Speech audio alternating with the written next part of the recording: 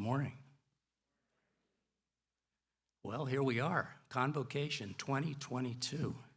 I hope that your summer has been a summer of some sort and has been all that you'd hoped for and more. I hope that as the cliches of a good summer go, that you feel rejuvenated and rested and ready to welcome a new academic year.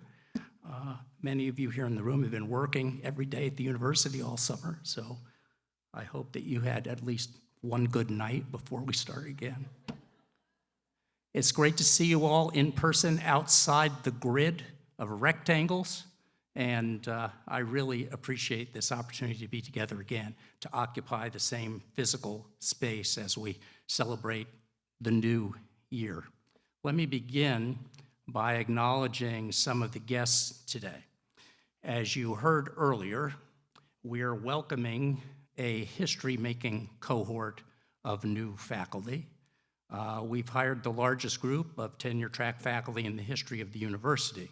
I was reminded, as you were all being celebrated, and as we're going to do it yet again, and as many times as we can, I was reminded of walking onto the campus of San Diego State in 1981 as a new assistant professor of English. And it was about the second week, and I was walking onto the campus, and someone shouted out, "Dr. Covino, Dr. Covino." And I said to myself, there's another Covino on campus.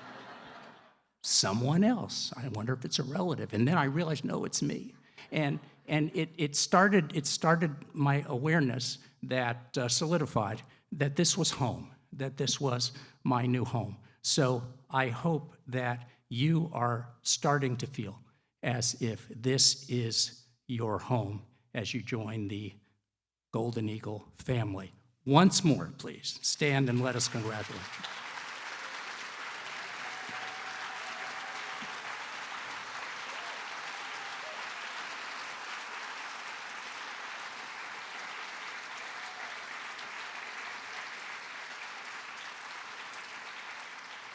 I can tell you that you are joining a faculty without equal, whose commitment and passion and talent are unparalleled. This is also the most diverse group of faculty we've ever welcomed, and it's also noteworthy that 12 of our new tenure-track faculty have come from our outstanding CSU lecturers.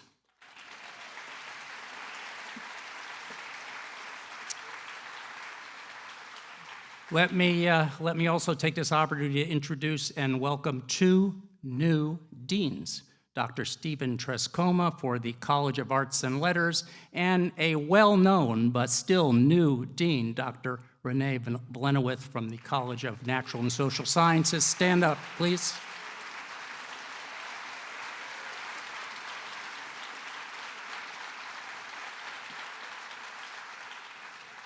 They're sitting together, no doubt, talking about sharing budget resources, something like that.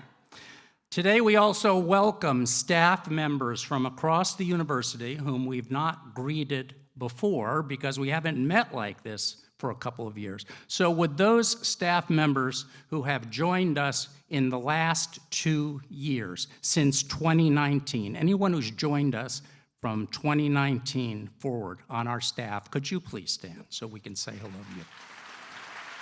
There they are.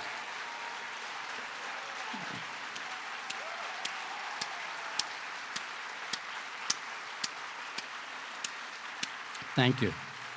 Thank you. So now that we're all together, staff, we want to welcome you again to the Golden Eagle family. Let me congratulate and introduce our newly installed president of Associated Students Incorporated, Jaime Arellano. Jaime, where are you?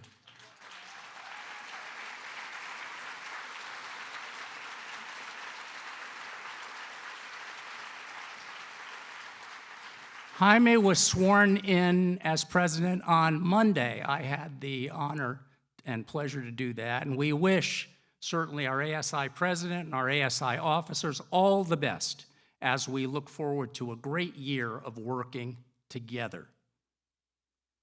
Now, as we move forward, we also have to remember, of course, our Emeriti faculty, who are such an important part of our Golden Eagle family.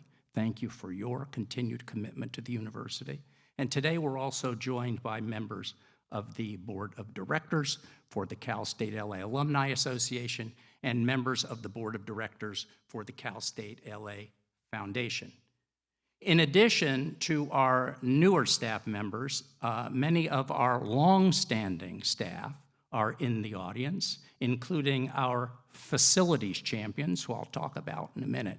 Welcome to all of the staff who are joining us here today. We're so happy to have you with us.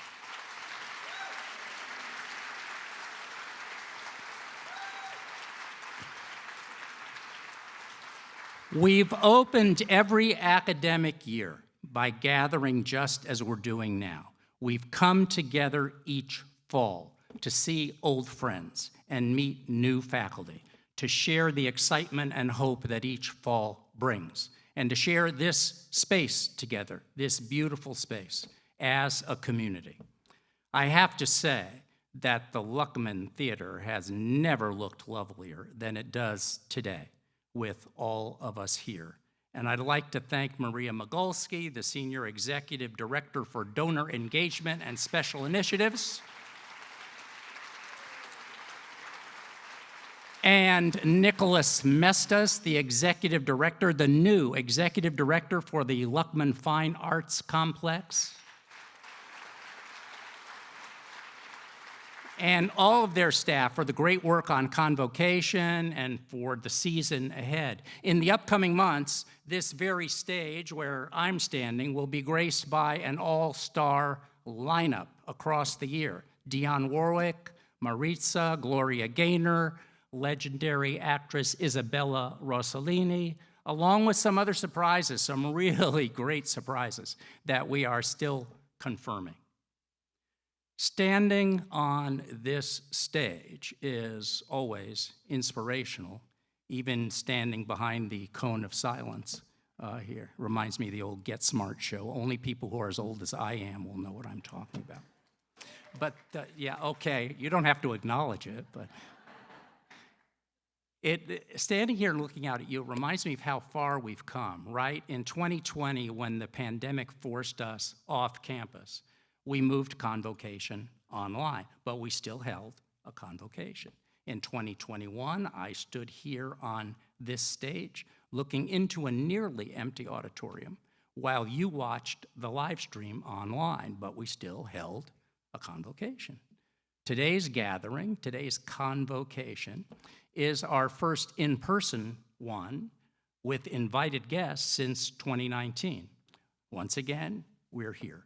We should all be proud of our commitment to this gathering and all that it represents. I see our fall Convocation as confirmation, encouragement, inspiration, and a testament to our readiness to continue and a celebration of our dedication to a thriving university. We took care of each other during the early and worst days of the pandemic, and we continue to do so as we learn to live with an ever-evolving and devious virus. Our students received technology, food support, financial support from federal funding, and hundreds of thousands of community members received the COVID-19 vaccine right here on our campus at a time when it couldn't be found elsewhere. We not only served our students, we served the places they call home, and we will continue to do so. In the years ahead, much will be written about the pandemic. But apart from everything that we'll learn during that period, I couldn't be prouder of what our legacy will be. As we continue celebrating our 75th anniversary, the word legacy and all it connotes does come to mind. Today, I'm talking a lot about our university, and I hope there are some things that we're doing that will inspire your sense of pride and help frame our legacy. Whether this is your first year at Cal State LA or your 50th, this convocation confirms that you belong to a university community that is deeply engaged in the most important work, not only of transforming the lives of our students, but also the communities they call home and the society in which we live. We open this year against a daunting national backdrop. Inflation, mass shootings, January 6th hearings, a stunning reversal of Roe v. Wade, monkeypox, and political divisiveness that threatens the very core of our democracy. Our university history reassures me that our mission will continue, that our work of educating, empowering, and inspiring students and taking care of one another, enriching and advancing our academic disciplines, and representing the public good will not be stopped, and will push forward with a heightened sense of our responsibility to the future. Cal State LA opened its doors in 1947 and soon became a part of the allure of Southern California and its golden narrative. If Southern California was heralded as a place for new dreams and fresh starts, then Cal State LA, a premier public university in the heart of the city, was the rich soil that dreams and fresh starts require. Earlier this year, we heard from one of our older alumni who attended the first decade of the university's history, back when we were still known as Los Angeles State College, or LASC, and our mascot was the Diablo. 92-year-old Joseph Bagnall reached out to us with what I call a recorded thank you letter. For 61 years, Joseph was an educator whose deep love for Cal State LA has not waned. He's not forgotten the names of the professors who taught and inspired him, and he also has not forgotten the university's fight song. Let's hear from Joseph. 92-year-old Joseph Bagnall attended the university during its first decade. And look at this football team, 1955. Amazing. But I can't overstate what happened to me at Cal State LA. It opened every door career-wise that I experienced. And my friends here today say, my goodness, I don't feel that way about any school I attended. But I do. I sincerely do. Joseph created a YouTube video expressing his appreciation for his time at Cal State LA. Dr. McDonald arrived Los Angeles State with Professor John Tipple required rigorous graduate research. LA State prepared me to write a popular U.S. history survey. Nobody has seen my story on my YouTube channel. Virtually no viewership, but it's out there. And I want, once again,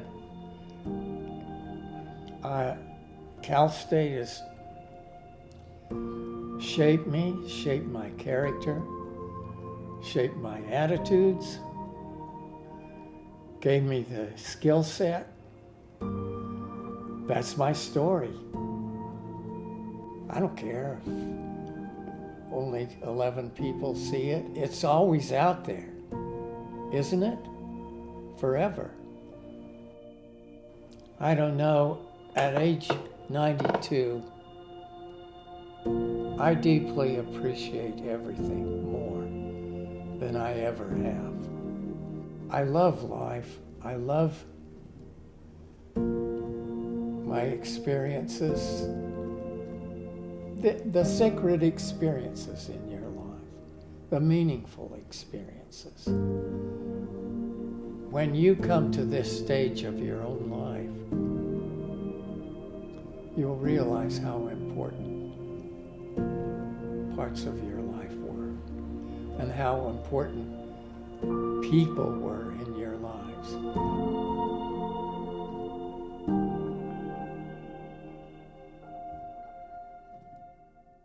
A guest lecturer came in and announced that she was going to teach us the newly composed LA State fight song. I still remember the words and the tune. Okay, 1, 2, 3. Boom, boom, boom, boom, boom, boom, boom. Go, Diablos, we're behind you all the way. Go, Diablos, black and gold is here to stay. Go, Diablos, we will fight for victory. We will fight, fight, fight, fight with all our might for dear old LASC. No, Singing career, you know that? I messed up on the last line.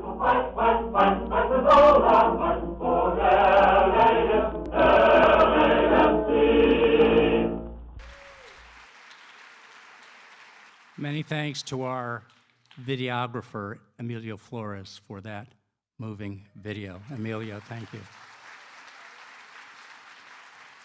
And listen, go watch his YouTube, will you? I mean, that'd be a big surge, you know, if you just, it's about a half an hour long. It talks all about the university in great detail, and you really have to watch it. It's on YouTube, Joseph Bagnall, there it is. A lot has changed since Joseph's time at the university, including our name and our mascot. But students in those then and now photos share one thing in common. Their lives were not the same after they graduated from Cal State LA. They left here ready to begin new lives and to contribute in ways that would not have been possible without their time here. That's what each study about our success in upward mobility tells us. Cal State LA is still ranked #1 in the United States for the upward mobility of our students.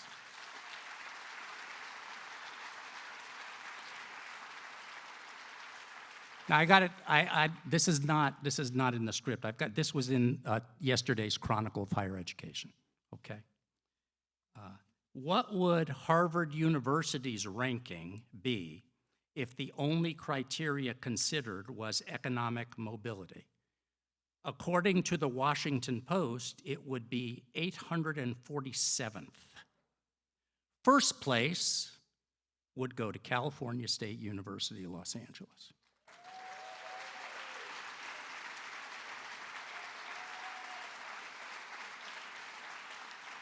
So they're talking about us, they're talking about you, you're the ones who make this happen. Keep it going. We've known this since the first nationwide study was released in 2017 by Raj Chetty and the Equality of Opportunity Project. Since that time, other studies have confirmed it. The latest study, released this year, last spring, by the think tank Third Way, reaffirms our standing and expands our understanding of what it means for students to attend the university that's ranked #1 in the nation for upward mobility. This new study found that at Cal State LA, only 17% of full-time undergraduates had to take out federal student loans, while other students at other universities take years to earn back the cost of their education. our students are able to recoup their costs within 5 months. And, yeah. Listen, tell parents that, will you? I mean, I'm going to tell them at commencement this year. I mean, tell parents, 5 months, and it's all done. That is a really great statistic that came out in this recent study. And as the Equality of Opportunity study demonstrated, we have the highest proportion of low-income students who joined the top 20% of wage earners than any university in the country. Okay, I'll take it. It really is a very big deal, right? This spring, about 6,000 Cal State LA students graduated. In May, we constructed a commencement pavilion on campus and held beautiful ceremonies where we celebrated the graduates and their families. Thank you, James Quaresma, who is the force behind commencement, and our many volunteers. Our graduates are headed into careers or further studies or other ventures, but they headed there after just a tremendously beautiful ceremony. So a round of applause for James and all he's done.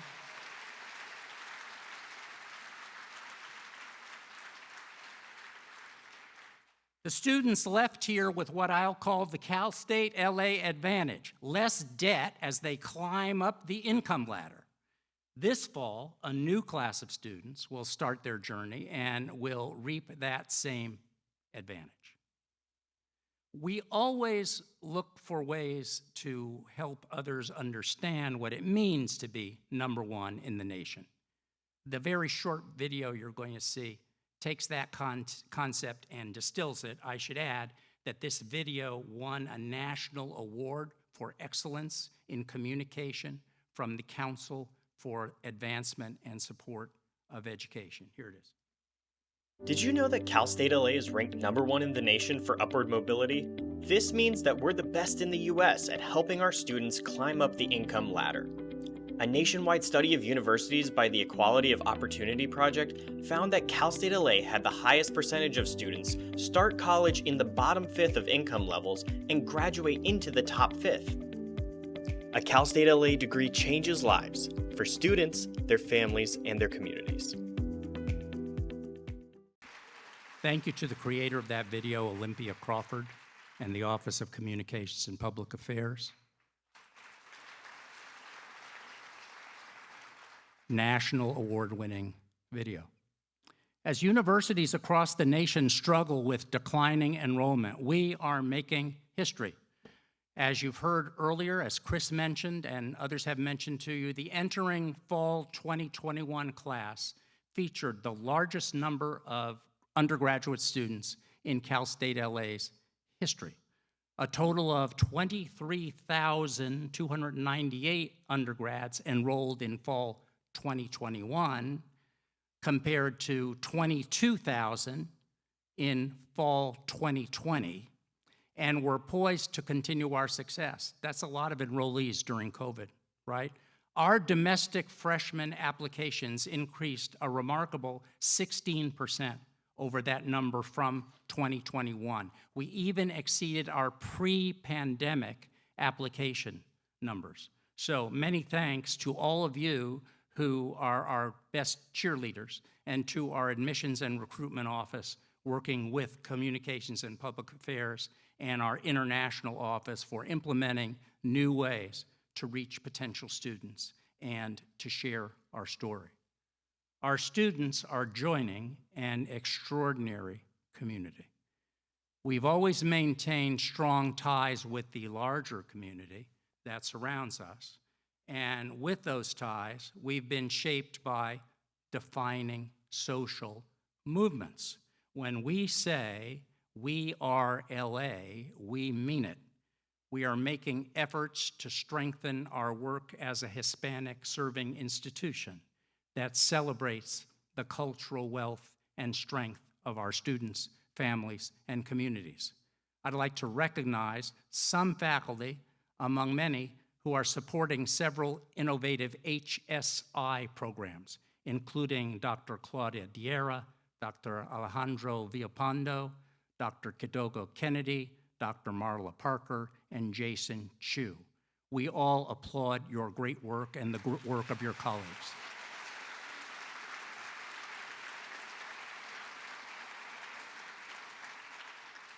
The history of our city and this region is that much richer because, as an anchor institution, we reach out and we join in. The nation's first Chicano Studies program began here in 1968. The nation's second Black Studies program began here in 1969 with the establishment of the Pan-African Studies Department.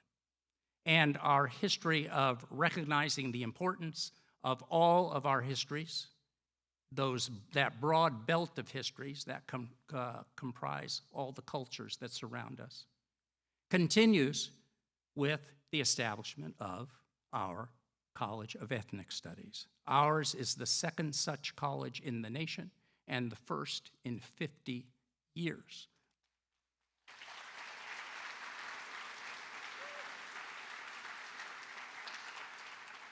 Leading the way at the College of Ethnic Studies is Dean Julian Malvo.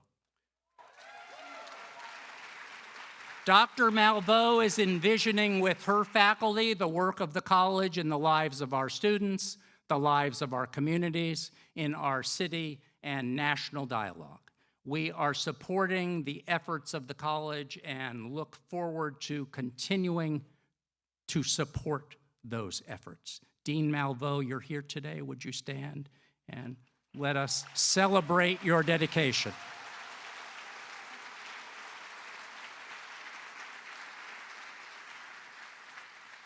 Thank you for your leadership and your commitment to our newest college and its mission.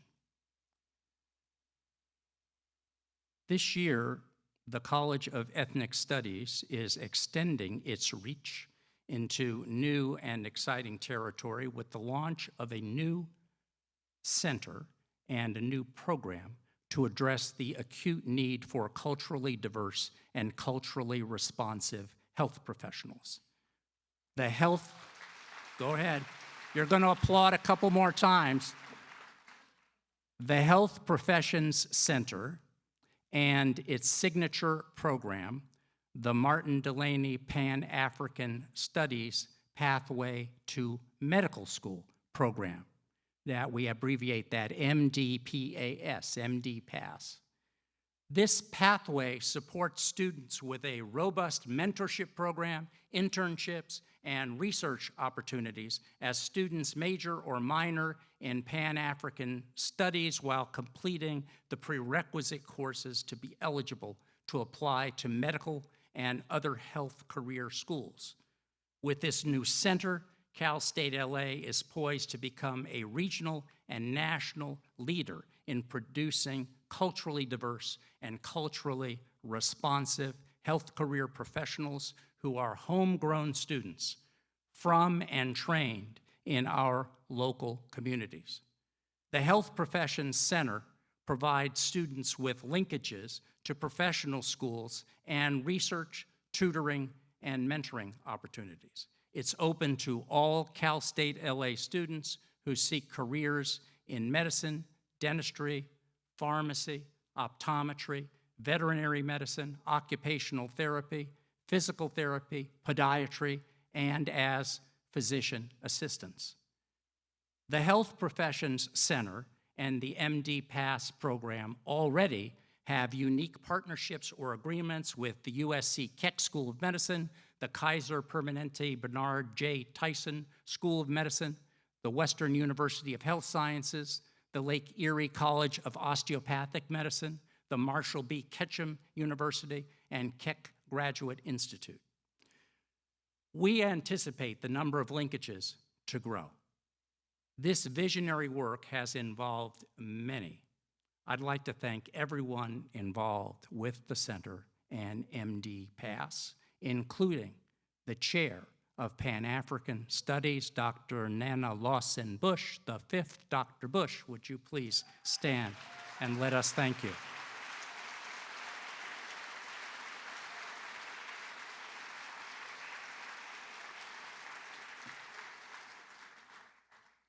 Later this month, our students will take part in a student welcome, a kind of a student convocation designed just for them. We haven't done a student convocation before, so we're doing it now. It'll be held at the Luckman. Again, this theater will be filled, but this time the seats will be occupied by students. They'll hear about clubs and orgs and meet staff, and I'll give them a pep talk, and they'll get information that will help them feel comfortable and at home on campus. So I'm certainly looking forward to that. Our staff across the university play a vital role in the success of our students, of our programs, and our operations. Without our staff, our success would not be possible. They work behind the scenes and on the front line.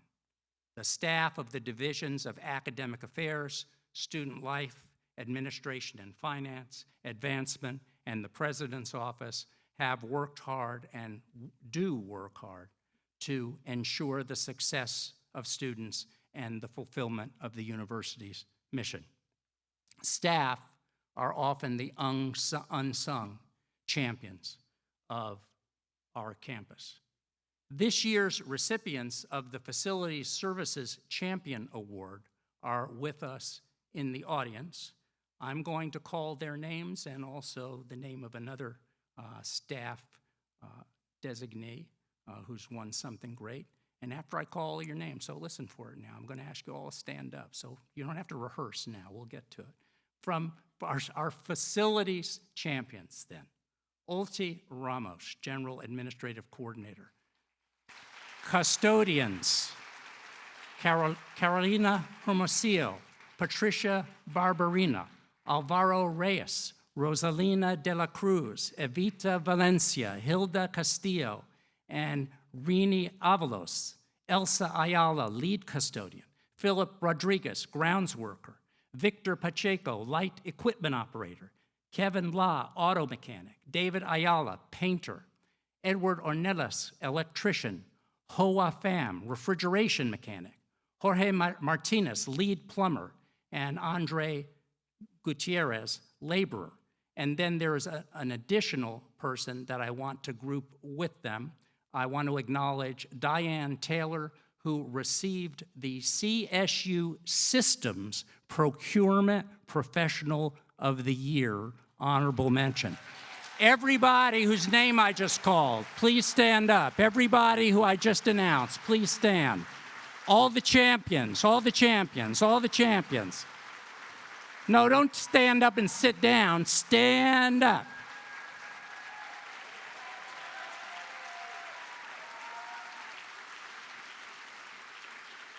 All right, we got him there.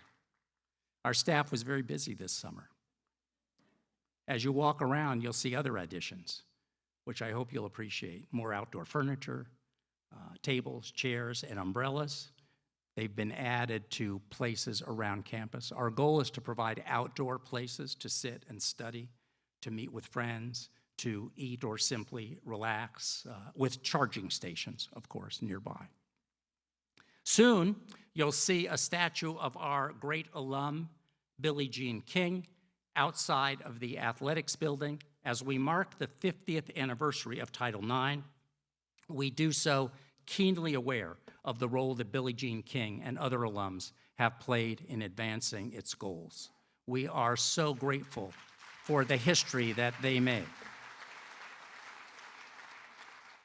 You'll hear more about the official unveiling of the Billie Jean King statue in the months ahead. Our staff members played a key role in advancing the dialogue that began at the CSU Juneteenth Symposium earlier this summer. An impressive number of them met in the new, large Student Services Lecture Hall to watch the two-day event. And following the Juneteenth Symposium, a dedicated group of staff organized a Lift Every Voice set of dialogues, campus climate conversations that will continue throughout this year and beyond, sharing ideas and initiatives to enhance diversity, equity, inclusion, and belonging. A Cal State LA thank you to the organizers. I am so impressed and pleased at this initiative and all that it adds to the university. So thank you all very much. Go ahead.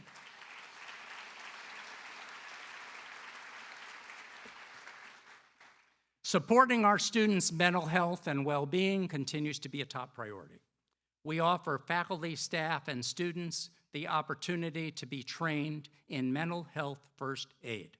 This is an 8-hour course that teaches you how to identify signs and symptoms of distress, engage in non-judgmental conversations, and refer students and other individuals in crisis to appropriate resources for help.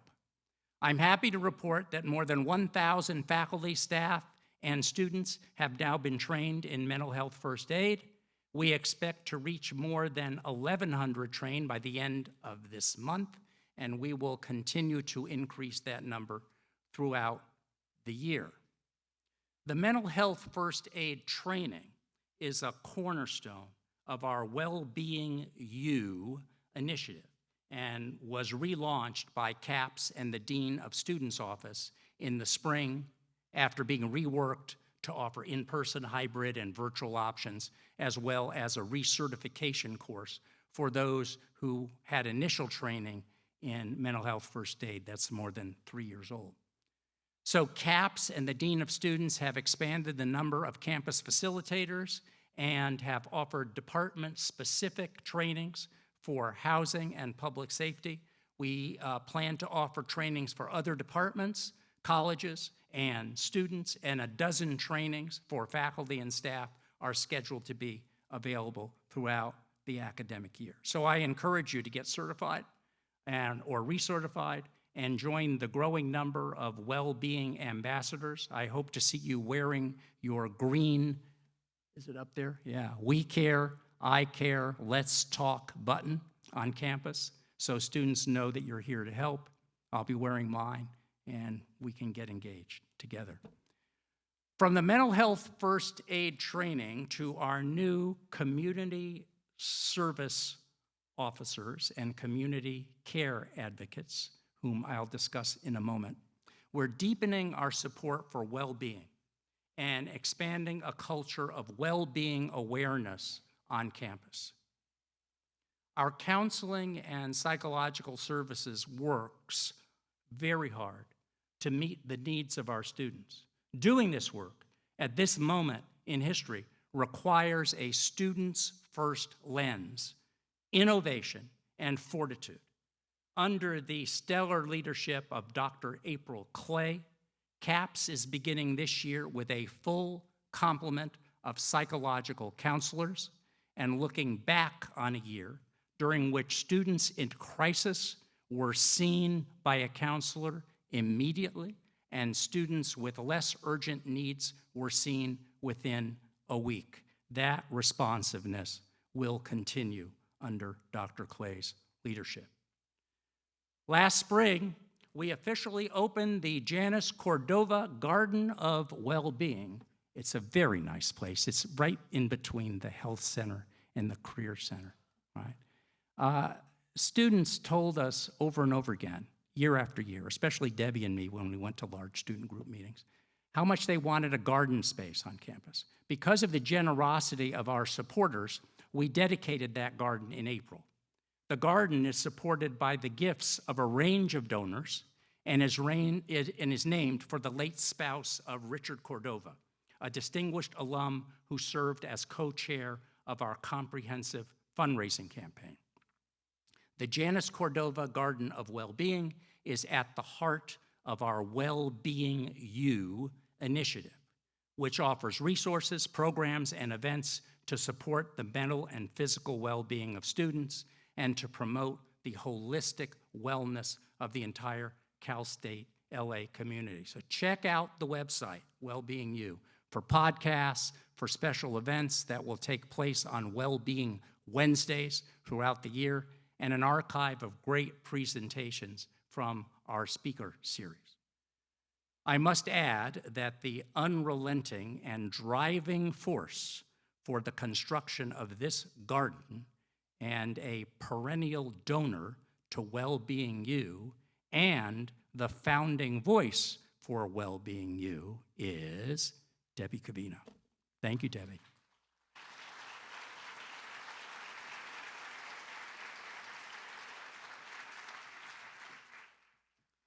This year, again, for the first time in history, Cal State LA received, for the first time in history, Cal State LA received a gold star from the Association for the Advancement of Sustainability in Higher Education, the leading association of its kind.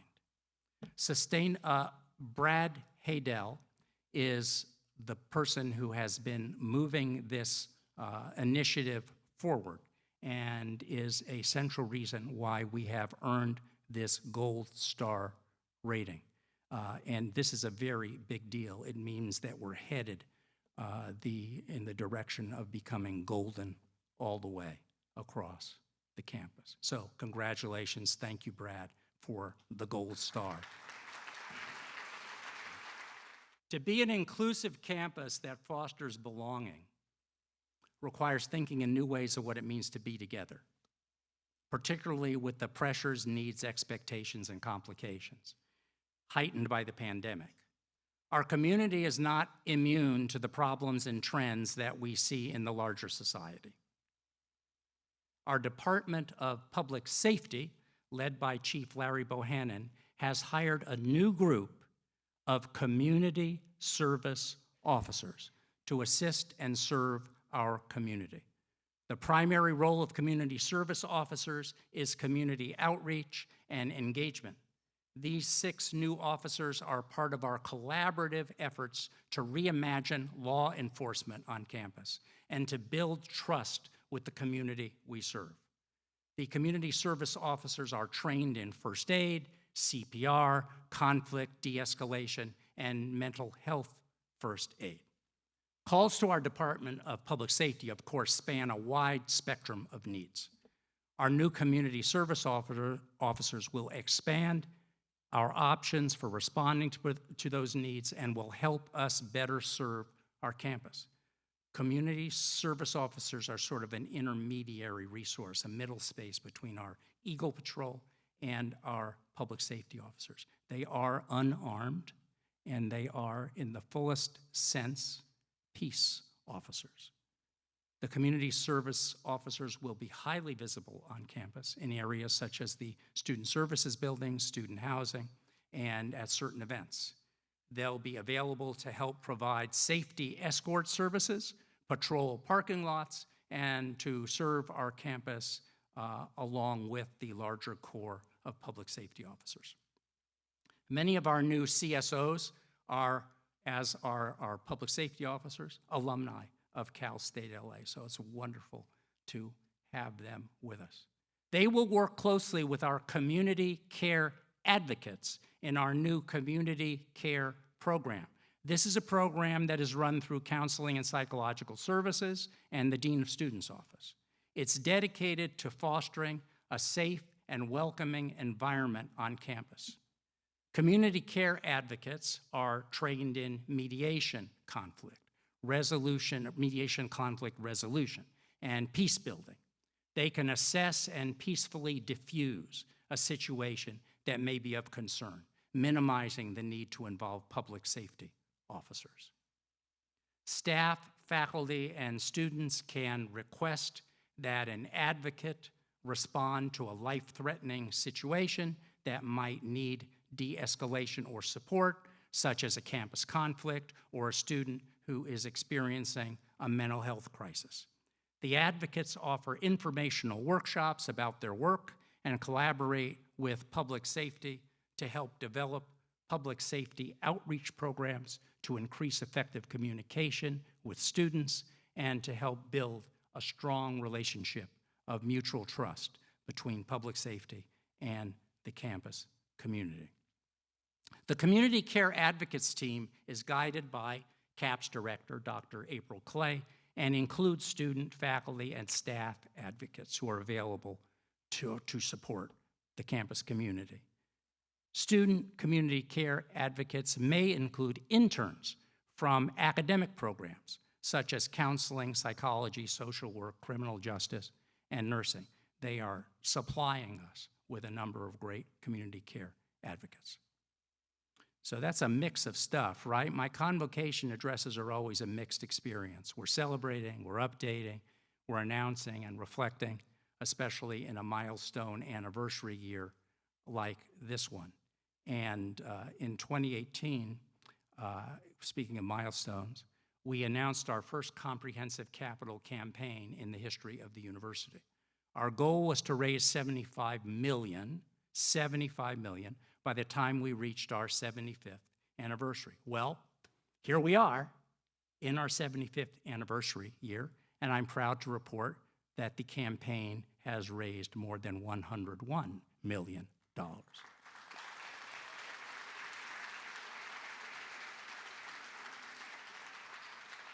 And there's more, There's more great news. This past fiscal year was the university's single largest philanthropic year on record, with more than $16.5 million in gifts received to support students, programs, faculty, research, and community service. We'll celebrate the conclusion of the campaign in October with a gala.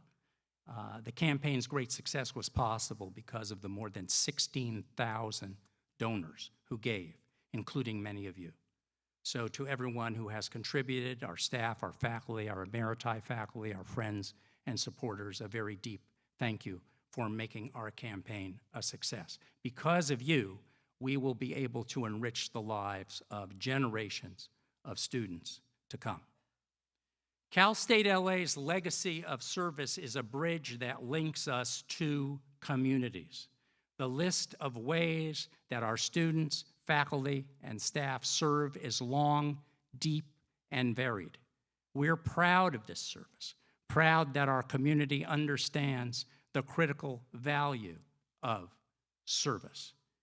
If you've read about a wrongly imprisoned person being exonerated, and I'm speaking about some pretty important service here. If you've read about a wrongly imprisoned person being exonerated by tireless attorneys who spent years working on the case, sometimes utilizing DNA testing, then you've likely heard of the Innocence Project, a nationally recognized network of dedicated teams pursuing social justice. What you may not know is that our professor, Kathy Roberts, director of the graduate program in criminalistics in the Shoe College of Health and Human Services, has played a critical role in some of the local exoneration cases. This work is powerful and necessary and is aligned with the mission of the university. That is why I am so pleased to announce a new partnership, the Los Angeles Innocence Project at Cal State LA.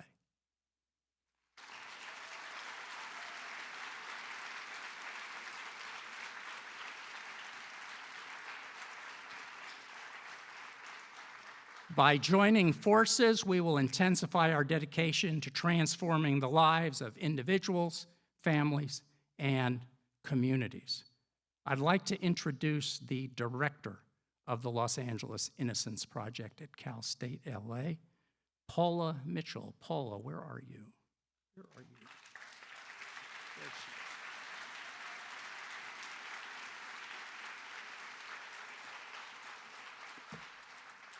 Welcome, welcome, welcome, welcome.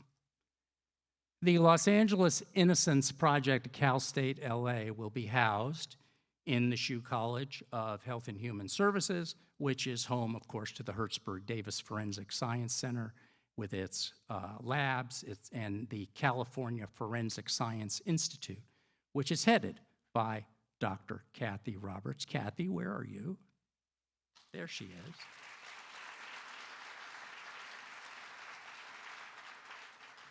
Kathy got this all started, you know.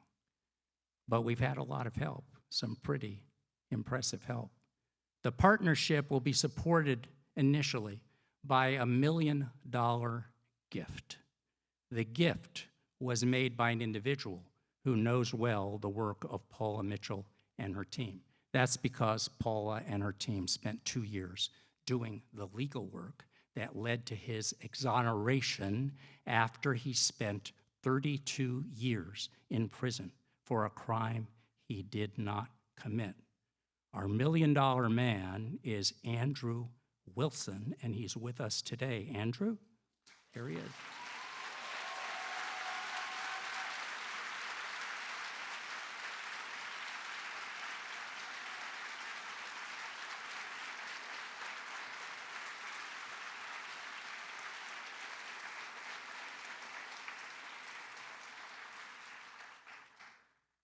He is such an impressive person. We've spent some time talking and getting to know each other, and I hope that you will too. It is very exciting to start this project with Andrew's support. For this, through this new partnership, we're going to work for, I think, not to,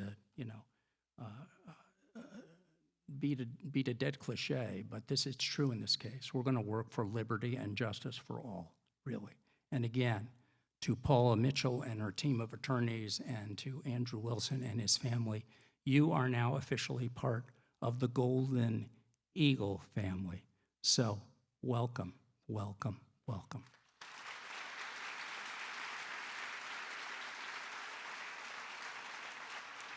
This is how legacy is formed, from what persists year after year, decade after decade, generation after generation. It is the path we choose to follow and the decisions we choose along the way. It is who we are and who we've always been. It is how we will be remembered.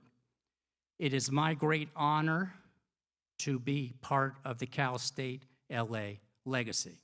This will be my 10th year as president of the university. And in commemoration, I am wearing the suit that I wore in 2013 for Convocation, and it still fits. So I think, that's a great gift from me to myself, I think. This coming year, my 10th year, will also be my last year as president. I'm planning to retire at the end of the academic year in June 2023. The incredible work that continues to take place at Cal State LA and has during my time here could not have happened without all of you, of course, the students, the faculty, the staff. So Debbie and I will have a few months to do lots of thank yous, but we want to thank all of you today for the ways in which you've helped to make our community stronger and more compassionate and simply better. In the many months ahead, I'll still be here, and I look forward to getting to know our new faculty and staff, staying focused on student success, well-being, safety, and expanding our commitment to campus diversity, equity, inclusion, and belonging. Debbie and I are thrilled to be part of the transformative energy that makes this university great. And so grateful to all of you who have established such strong foundations for the next 75 years and beyond. The Cal State LA legacy will continue growing deeper and stronger because of you. Thank you, and welcome back.